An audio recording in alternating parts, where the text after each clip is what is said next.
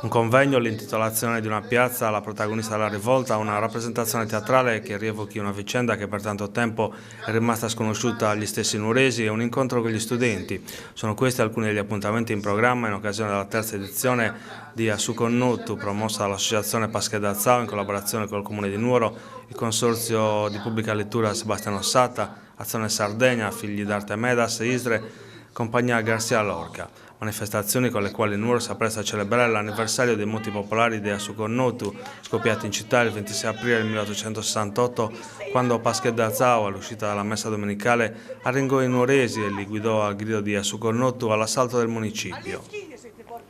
Una protesta nata dall'ispirazione di una madre che, a seguito della legge delle chiudende e della decisione del comune di mettere in vendita le terre comuni, rischiava di non avere più risorse per sfamare i propri figli. Lunedì scorso la Biblioteca Satta ha ospitato il convegno Asuconnotu, storia di resistenza comunitaria, che ha visto gli interventi dell'attore e regista Gianluca Medas, di padre Pinuccio De Marcus, di Sebastiano Liori e dello storico Francesco Casula, che ha ripercorso le vicende della Sardegna con particolare accento alle dominazioni catalana e spagnola fino al subentro di Savoia, sfatando alcuni luoghi comuni che la storiografia ufficiale ha raccontato e continua a raccontare sul dominio sabaudo e sugli effetti sul popolo sardo, a cominciare da quelli sulla lingua. Un convegno per inquadrare anche da un punto di vista storico le vicende che portarono alla rivolta di Asuconnotu.